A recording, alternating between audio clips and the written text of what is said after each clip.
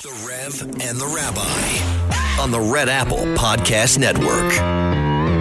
Good morning. I'm Rabbi Joseph Potasnik. And I'm Reverend A.R. Bernard. Reverend, when you look at the condition of the world and it's hard to explain what is happening everywhere, there's one person to turn to. Jonathan Waktel. Absolutely. Global affairs analyst. And he was the director of communications, senior policy advisor for the U.S. mission to the United Nations, working closely with Nikki Haley. And he is co-founder of ARCO Inc., which is a social, a global impact or social impact tech company? Let him. Let him. I think I put enough words in there, didn't I, Jonathan? All right. So, obviously we're going to talk about Iran and other areas of the world. What does success look like for the United States and Iran if we're talking that desired outcome? We know what success looks like, and that is to rid the world of this gosh-awful regime in Iran that has preyed on its own people and caused so much conflict in the world and continues to do so. The sad fact is to reach that goal, given the economic pressures that are bearing down on us here in the United States and internationally, it's a matter of time and the clock and getting to that success. So we know what it looks like. Getting there, it might be tough to pull off. Yeah, go ahead. Why, given the heinous crimes that Iran has perpetrated throughout the world, what they do to other people and their own people, why would you have so much opposition to trying to remove that evil? It comes down to a couple of things. One is alliances in the world, of course. So you've got massive countries like China and Russia that have good relations with Iran and have sway in the world. Then you have other countries that are not particularly in love with the United States as a country. And since Donald Trump has come to power, there's then another core group within that circle who just loathe the guy, and they want to do whatever it takes to undermine him, even if it means it's at the sake of these poor individuals in Iran and all the millions of people who have suffered as a result of this horrible, horrible regime. How do we understand ourselves as a nation when we think that we can go in and destabilize a government and all of a sudden all of the people who are oppressed there are going to support and join us? As of April of this year, Iran has appointed a new supreme leader, following the death of his father, the Ayatollah. How do we understand this? Because I would think that this new leader of Iran, losing his father to the United States, is going to double down and put up greater resistance. I agree with you. It confounds reason completely. The issue, a core issue, is this 20% of the energy supply that comes out of the Strait of Hormuz, which Iran is disrupting now. And the fear that creates across the globe. Don't forget, 69% of the energy that goes to Europe is coming out of that Hormuz Strait. The Chinese rely on it, the Russians, everybody is relying on that oil. Mm-hmm. And you cut that off, and the pain at the pump, as they say, or the natural gas that needs to fuel households, or the jet fuel crisis that's going to start kicking in pretty soon, those things speak, and people live according to, not wanting to have daily disruptions. Politicians, of course, have to serve their people, and they want to ensure that they can tank up and afford it. And, of course, there's the added thing of this anger at Donald Trump, aimed at Donald Trump, mm-hmm. and not wanting to see him succeed, right. Even though morally the outcome that we want, that we described at the beginning of this call, is really what we need. It's what the world needs. But the problem is people think in their day-to-day and worry about their daily concerns, and then politicians, of course, leverage things according to what they see as expedient to ensure that they're speaking to the choir in their own constituencies to ensure that they get reelected or that they're in favored status. Yeah, that's a tough thing because John Q. Citizen, of course, is impacted the most. When you're at the pump and you're seeing gas prices over $5, we wonder, okay, how long is this going to go on and how much can we take at billions of dollars a day being spent? And this guy, he's a hardliner. He's deeply tied to the IRGC, and he's continuing like you said, firm opposition. So let me understand. Given people's propensity to looking at their wallets, it's better to live with the Ayatollah, with an Iran that is advancing its nuclear capabilities, has killed people all around the world, including Americans. Better to live with the evil than to remove the evil in the name of gas pumps. Yeah, you respond, and then I have a question from my colleague here. Yeah, bottom line is that is it. You just laid it out, and that's the consideration. That and, of course, the animus towards the president and wanting to see him fail. It is ridiculous. Regardless of whatever president would be in the White House, the opportunity to remove this regime is arguably a once-in-a-lifetime opportunity. Mm-hmm. This is it, and we know the outcome we want. And yes, that pain at the pump, the concern of airlines, the disruption for the economy, fertilizer going to where it needs to go. It just dictates things, and it's horrible, and it's awful that the moral thing to do is being tossed aside to do what's expedient at the moment, when exactly that regime has always had aspirations to have atomic weapons. It's radical as can be, dangerous as can be, and we're kicking down the can, something that is probably going to be tenfold more difficult to address when it hits us again. And heaven forbid, it hits us in a way that is going to be so catastrophic because it involves the use of a weapon of mass destruction on a mass population. This raises a question, Jonathan. I was going to direct it to my colleague, the rabbi here, but I'll direct it to you. For some people, this is reminiscent of Iraq and weapons of mass destruction that were never found. And here we are again using that as an excuse to go in. Has that been confirmed that there are indeed nuclear weapons that threaten us and the United States needs to go in there? Here's the thing. Are the weapons there and able to be deployed right now? No, it hasn't happened. Is there a lot of enriched uranium that's gone missing as far as we're concerned within the Islamic Republic of Iran? And there is a race for time to try to get our hands on that, because that enriched uranium can be weaponized really quickly and build multiple atomic weapons from it. Even if they have one atomic weapon, it's scary as can be. Right. Imagine them having 10 weapons to be able to use at their leisure. That is what we're facing. So while I don't care about going to the gas station, and look, I'm not an independently wealthy guy, I don't mind taking the sacrifice because I want the timeline to be there to be able to achieve what we need to do, because I actually believe in life and a future and a planet in which we don't have a menacing regime like this that's going to be able to extort the world and continue this charade that's been going on since 1979. It's ridiculous. No one in the right mind wants to see that country in its current leadership have atomic weapons. Right. We've got to take a break, but you clarified something very important. Whether they have the weapons now, they have the capacity to quickly create those weapons. And they would refuse to allow inspectors. Absolutely. Yeah. So that's another confirmation of their intent. Jonathan, we'll be back. We've got to take a quick break. So stay tuned for more of the Rev and the Rabbi right here on Red Apple Radio Networks. The Rev and the Rabbi on the Red Apple Podcast Network.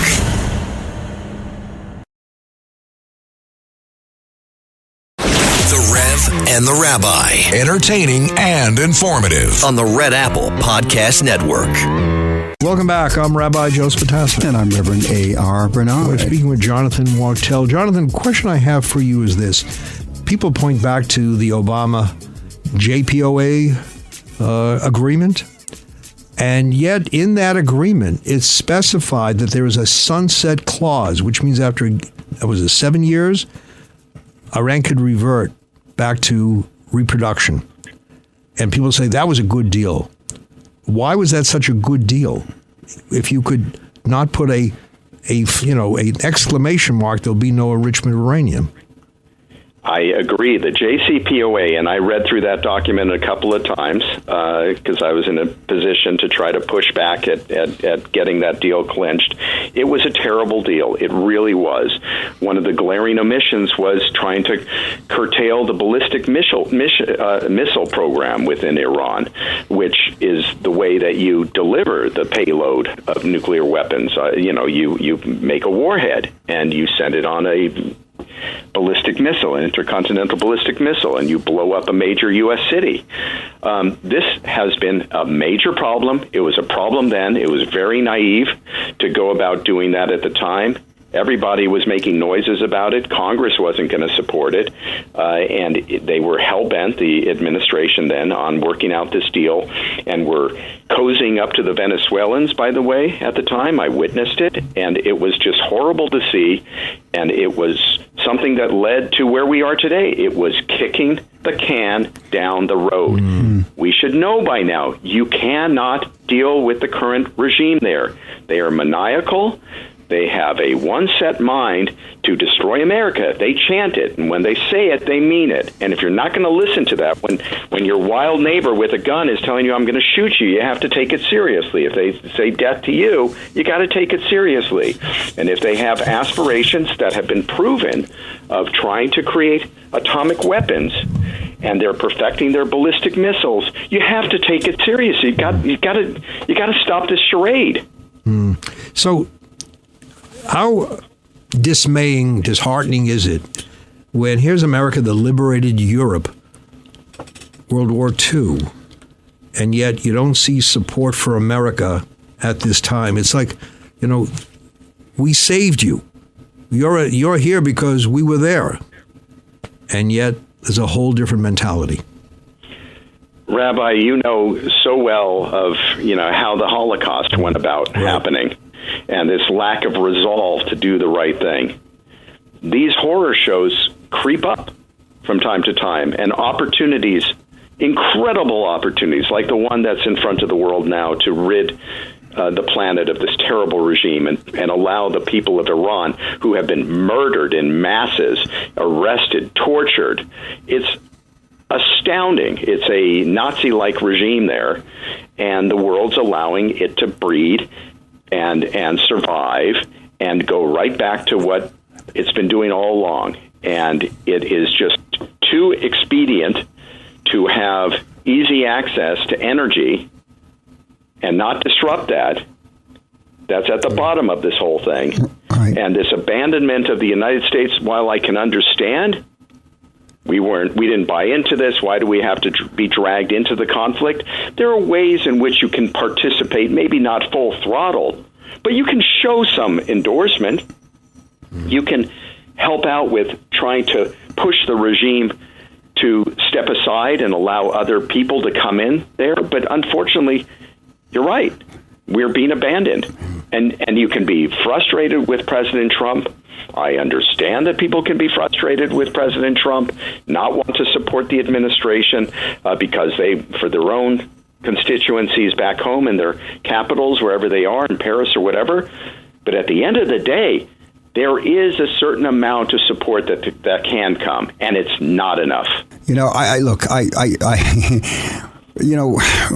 President Trump does one good thing and then shoots himself in the foot, and it's a pattern. But in 2018, he withdrew the U.S. from the deal, and he talked about its failure to really address the missiles or regional behavior. And from 2018 to now, we've seen that Iran has turned around and used that opportunity to build up supplies. 98% of their uranium was supposed to be reduced according to Obama's agreement, but that did not happen. So, Trump's removal, I mean, stepping back in 2018 allowed the truth to come out. But look at what happens when you have contempt for the person and yet you like the policy. And people always say policy, not the person. But there are some people who can't separate it. They hate, there is this, what they call derangement syndrome. They dislike the president so much that anything he does is unacceptable. Yeah, and I'm not for that. Look, if you do something good, I'm going to say that was good and good for us. If you do something dumb, I'm going to say that was dumb. Let's move to another Lebanon. Lebanon. Yeah, yes, John, talk about there's some historic possibilities there. What do you see happening, and is it realistic? Can Lebanon cannot by itself remove Hezbollah, can it?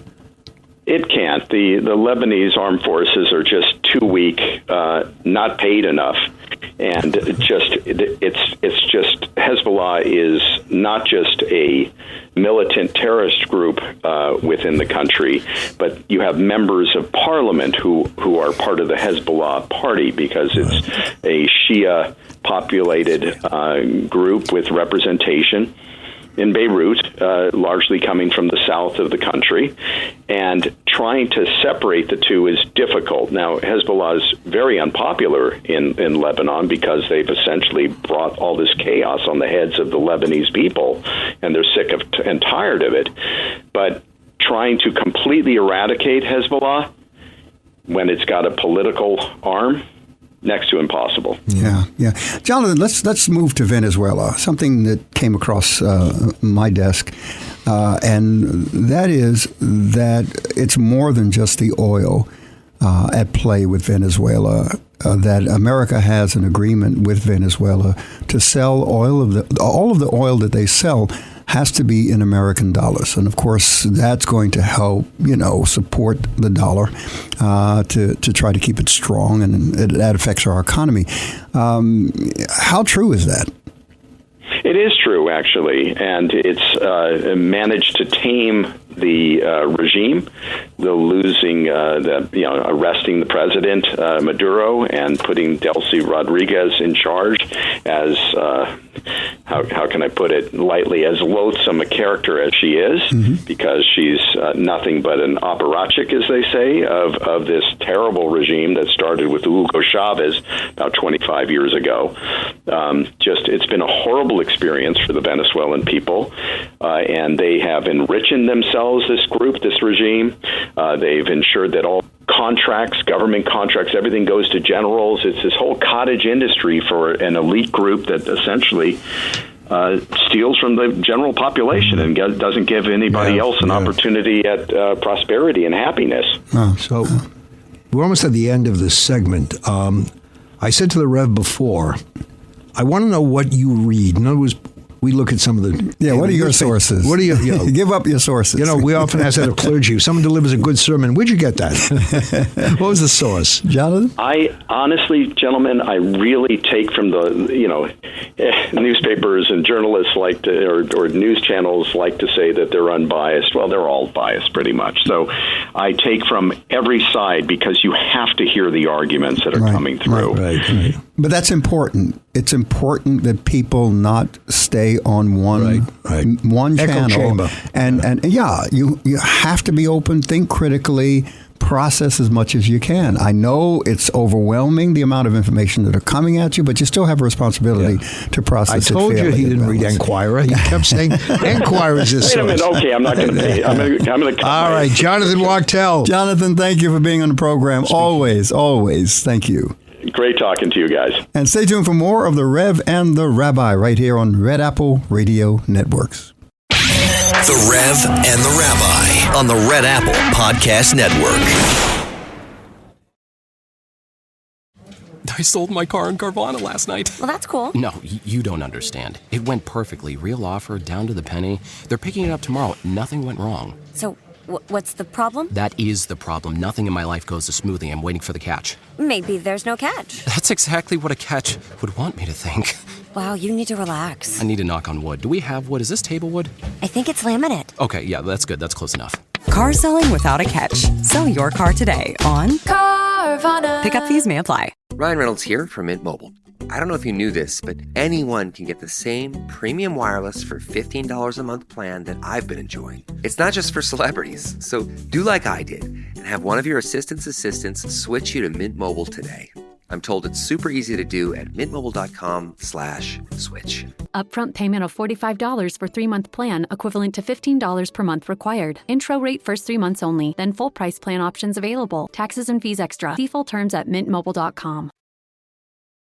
The Rev and the Rabbi. Entertaining and informative. On the Red Apple Podcast Network. Welcome back. I'm Rabbi Joseph Potasnik. And I'm Reverend A.R. Bernard. You know, Reverend, when Congressman Peter King left Congress, it all fell apart, right? When he was there, he kind of held it together, and he's America's congressman. But I was talking with him the other day, and this was after the return of the astronauts, Artemis II. I said to him, you know, one of the astronauts years ago said, when they asked him, so what were you thinking when you went up into space? What was your first thought? He said, my first thought? I looked at the control panel, and I thought to myself, the guy who submitted the lowest bid got into this job. Anyway. All right, so I know you're trying to make peace between the Pope and the President. Explain this to us. Why get into not just a disagreement, but why get into this kind of disagreement? How do you explain this? You know, there are unnecessary battles in life. And look, first, let's line it up, because there's so many things that the president did and said within a 10-day span. Specifically, this was about his offense concerning Pope Leo, and you posted something. And you were very clear in expressing yourself. Talk about that post, please.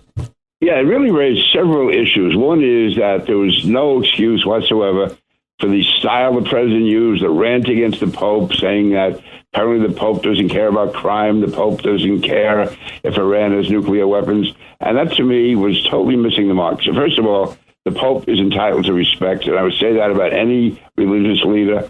The Pope has made statements. Now, I happen to disagree.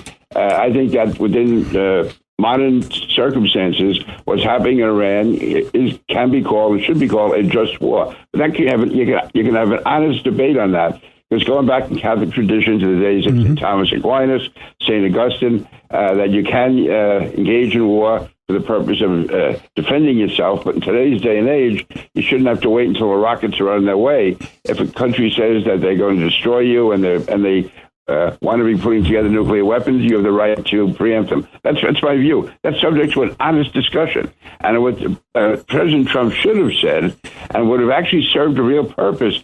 I have the greatest respect for what Pope Leo has said. I believe we have an honest disagreement there. And then he could have gotten somebody on his staff who understands Catholic teaching or Christian teaching to put something together why he thought that in the long run and the short run, this was the best thing to do, because it would save lives. It would also weaken a tyrannical regime, and that every step would be taken to avoid civilian casualties and deaths. But he understood the intensity of feeling on all sides, and be sure that the United States is doing all it can to bring this to a peaceful end. That would have at least had an intelligent basis to it, and it would have, I think, also given the president the opportunity to make his case, because people would have looked at it more seriously, because he would be going back and forth with the Pope on a very intelligent basis. And also, there's 1.4 billion Catholics around the world, many of them in European countries, where the president is very unpopular. They would have seen this, and at least it could have calmed down some of the intensity, the intense anti-Trump, anti-American feeling that's out there. But there's no excuse at all. But again, attacking the Pope the way he did, it was just, and I would say the same thing. It was any religious leader at all, anyone in a position of respect, a person who obviously feels deeply and sincerely. I mean, the Pope he's not coming here to campaign against Trump. This is not a political campaign. He was expressing his views, and that is certainly a set of views within the Catholic Church. He's not speaking infallibly. There's no moral obligation to support him, but there is a moral obligation, I think, among Catholics to consider what he said, and that to me is our obligation. The president treated it as if you're just talking like about some politician in Queens or Brooklyn or the Bronx, and he was going to attack him, which is really below him. It's certainly below the office of the president. And that's important because in your statement you said it trivialized the presidency and as well as misreading the historical significance of the papacy, and that's the problem that I have. Yeah. The president of the most powerful country in the world, there should be a certain dignity. There should be a certain level of respect, a standard of conduct that we should expect from that particular office. And that's a problem. What bothered me was, given the ugliness of rhetoric today, and all you have to do is look at social media, it was missing a major moment to show how we could have civility in spite of, disagreement. What an example that would have been. But it was lost here, and it became ugly, and there's no reason for it. And as you say, we can take different sides. Look, I fully agree with, this removal of evil, and I can quote Jewish tradition. Someone comes to kill you, you make sure that you remove that person first. We can quote a host of sources. There have been battles, throughout religious history. People all say, well, all war is evil. We don't think so. Just think back to World War II. The fact that we went to war was unfortunate, but it wasn't evil because we removed evil. So sometimes not removing evil can be a sin in itself. That's evil. Allowing evil to continue. Non-removal of evil is evil. Yeah. And it puts you in an awkward place, didn't it, Congressman? Here you are, you're a proud Catholic, disagreeing with the Pope. I mean, it may make you available for conversion to Judaism. I don't know what the punishment is for disagreeing with a Pope as a Catholic, but it's going to make you. I heard there's a Christian minister who has a very, very large congregation, and maybe I could sort of an application there. I'll give me Joel Osteen. I'll get you his. I have his number. I know where this is going. Hey, look, I spoke up. I posted that the disrespect of the Pope. Of Pope Leo by the president, and look, depicting himself as Jesus. Let's talk about that image that he put together there. What are your thoughts, Congressman? That was just totally. First of all, it's wrong. If you start with that, it's wrong. And also, it shows a misreading on his part about what Christianity is about or what religion is about. I mean, this is there's certain there's all different levels of argument and debate. And when it comes to religion, I mean, to me, it's beyond me how he could have even considered using that. And it's just, again, the whole idea of blasphemy. Also, if I can go back to something else you said, Reverend, about him not realizing, the historical significance of the papacy, and also of institutions generally. And not to bring back an old issue, but I think that was the case on January 6th.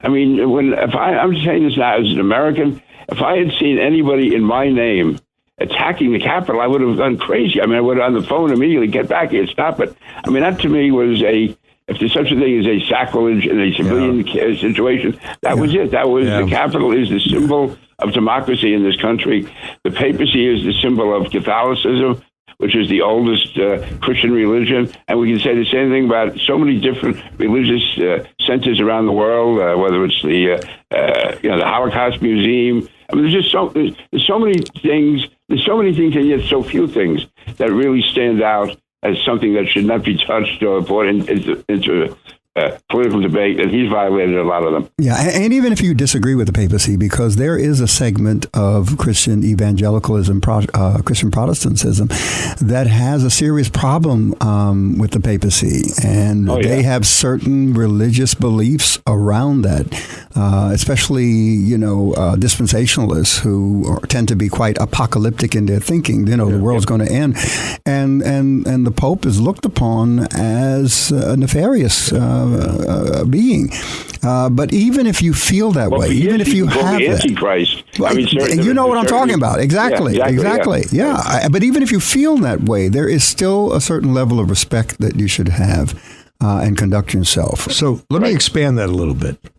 I understand the respect, papacy, all good, but there needs to be respect many times, or there should be respect, at all times for the presidency. And I find when people equate the president with Hitler, and they say he's Hitler, when you have someone in Congress who speaks of, the Jews and the Benjamins, and nothing is said to condemn it, it's everybody's looking at what was said here about the Pope.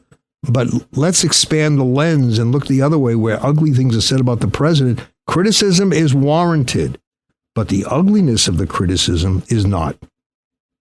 Well, even today, the way the term pedophile is thrown around casually almost. I mean, that's one of the, if there's, degrees of severity with sin, certainly pedophilia has to be among the worst of them. And yet that's thrown around casually. Now, if you disagree with somebody, they call him a pedophile. That's like the latest example, I think. And you're right, though. Or saying that the president is a Russian agent, or again, attacking Democrats saying they're communists. I mean, there should be certain levels of debate that are just outside debate. And we understand that. We're going to be taking a break, but when we come back, because we had that here in New York City, where things became personal between politicians and radio political pundits. And, Rabbi stepped in so beautifully in that particular situation. We'll talk a little bit more about it when we come back. It's all about boundaries. Yeah, and there has to be boundaries. Stresses boundaries. And I'm going to give Sid Rosenberg a shout out, okay? When we come back, more of the Rev and the Rabbi right here on Red Apple Radio Networks. The Rev and the Rabbi on the Red Apple Podcast Network. The Rev and the Rabbi. Entertaining and informative. On the Red Apple Podcast Network. Welcome back. I'm Rabbi Joe Spatowski. And I'm Reverend A.R. Bernard. So, it got personal between Mayor Mamdani and the talk show host. And the talk show host said some things that were, personal. And yeah, it can get emotional and personal. But one thing I'm going to give Sid Rosenberg a shout out for, and that is that he was willing to apologize. Rabbi reached out to him, others talked to him and said, look, you know what? I crossed the line. And we have to have lines. We have to have boundaries. Without boundaries of respect and honor, we will lose our human dignity and really degrade ourselves. Look, I've said this, it's not just Sid. I've said this to the mayor. I've said this to other people. You're an exemplar of what decency should be. You're elected to an office. You're on the air. People look to you for, some model behavior. And when that's not present, we can't blame kids for the way they talk if we talk the same way. Yeah. Right? Yeah. We can't blame kids for crudeness and coarseness if we're crude and coarse. Yeah, but Rabbi, it goes both ways. Right. It's not just absolutely. What the people are saying about someone in an esteemed political office, but also what the person in political office is saying about people. Exactly. So it goes both ways. You want to teach honesty to your kids? You got to be honest. You want to teach humility? You got to be humble. Yeah. You want to teach decency? You got to be decent. Got to model it. Yep. Yeah. Congressman? Yeah, I fully agree with that. Listen, New York is a tough place for politics. There's a lot back and forth, and that's been our tradition over the years. But it's only recently that these other lines are being crossed. It was always as tough as it got. As much as you'd have Al D'Amato yelling at somebody, or Ed Cosby fighting with somebody, or Mario Cuomo, and they could get tough. But it stopped at a certain line. Yeah. And now that we're going over that line, and that to me is really dangerous. Yeah. I want to talk to you about something. There was a bill that was passed, Defense for Israel, this past week. And I saw 40 Democrats were against it. Now, historically, there's always been this bipartisan support for Israel. And here you have 40 Democrats. That's a very high number who voted against it. And, of course, it was led by Bernie Sanders, who, for us is a reprehensible individual. What do you say about What was the bill about for you? It was about providing aid to Israel. Also, and it was mainly defensive weaponry. Yeah. I mean, that was basically a defensive weaponry. And unfortunately, aid to Israel has become a metaphor for somehow... it's almost like a cover for anti-Semitism in some cases. And Israel, when I was in Congress, people would say, you're doing a good job defending Israel, which I was proud to do. But it wasn't that hard to do. There was very little opposition in Congress for aid to Israel or standing with Israel for being our major ally in the Middle East. And now, listen, I support what Israel is doing. You can always refine this way or that way. But the fact is, you could make honest disagreements with Israeli policy. It's gone way beyond that. Certainly with the demonstrations we've seen here in New York, and that's had an impact on people in public life. And you have, to me, there was no excuse at all for voting the way they did to cut off that aid or to not have it go forward. That's essential. Israel will not survive without defense systems. They live in the most dangerous neighborhood in the world. And whatever disagreements we have with Israel, we should do it one-on-one, but not by cutting the military aid that they need to survive. And to me, that was a real strong statement indicating more than just a military or political disagreement, but really the anti-Jewish feeling that's been spreading throughout New York and throughout the country, and which I really, I did not see it. I can say the whole time I was in Congress, except for a few remarks like, about the Benjamins by some people. But I would say 99% of Congress, there was not even a hint of anti-Semitism. Now, some people may have felt differently, but as far as what was said or what was acceptable, not there at all. It was always, again. Is this the sentiment of those in Congress or their constituents that they're trying to represent? I think it's pressure to represent, yeah. Yeah, pressure is really, and to me, there comes a time where you can't say, I'm doing it for my constituents. I mean, if that was the case, no one in many, many states or locales ever would have voted for civil rights legislation because people were against it. And that was, like they talk about the civil rights bill, when you had these southern senators, and they say, well, that's what my constituents want. Well, the fact is that's no excuse. I mean, if it's wrong, you can have honest disagreements, but on something that involves immorality, or something that involves injustice, it's no excuse to say you're doing what civilians want. Otherwise, you're just giving in to a lynch mob. Yeah, that's good. It's interesting. When you ran for office, as I recall, you got a significant Democratic vote. I had to. In fact, the last, I guess I'm trying to keep track of the years now. The last 8 years I was in Congress, I was in a district that was only 35% Republican. And by then I had established some, at least halfway decent reputation. But I mean, so I was able to maybe make some tough votes. But to me, if it's something involving a tax issue or a public works project, okay, then you're voting for your constituents. But if you're talking about life or death, if you're talking about war or peace, you vote what you believe is best for the country, and you have to overcome the pressure to give into something on, for instance, I give Mario Cuomo credit when certainly the overwhelming majority of New Yorkers supported capital punishment. He came out against it. And to me, that takes courage to do that. So I give people credit who are willing to take, the unpopular position. So let's talk about NATO, where we are. The United States. It's been tense back and forth. What are your thoughts on where we are in relationship to NATO now? Well, I've had a lot of frustration and disagreements with European leaders over the years. Having said that, NATO is essential to European defense, and that's essential to our defense. NATO has been a reason there has not been a war in Europe, except for right after the collapse of the Soviet Empire, when you had fighting in the Balkans, when it was contained to the Balkans. But as far as countries invading one another, as far as France and Germany and England, there's been none of that. We have maintained peace in Europe, and by maintaining peace in Europe, that keeps peace for the United States. And to me, it's served a very solid defense purpose. And when the president says that they've done nothing. Well, after 9/11, NATO responded immediately, and countries like Denmark and Britain and Poland did exceptionally well. In Afghanistan, they had actually higher, in some ways, almost as high casualty rates as the United States. So NATO's been there. And, my frustration with European leaders is they're always forming a committee to form another committee. I know houses of worship that operate that way, too, in all denominations, yeah. I use the example of Bosnia. This goes back to 1995.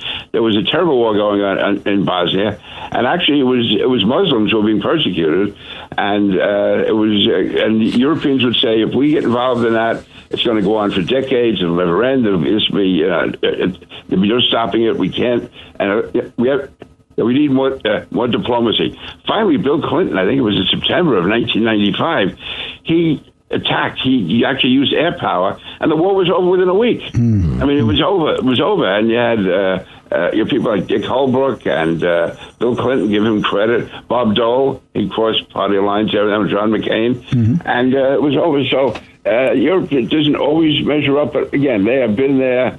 So I think the president would be making a mistake. If we pull out of NATO, that would be the best gift that Vladimir Putin ever got. They've been, if communists can pray, he's been praying for the end of NATO. Let me ask you, we're going to wrap this up shortly. Remember Father Robert Drinan from Massachusetts?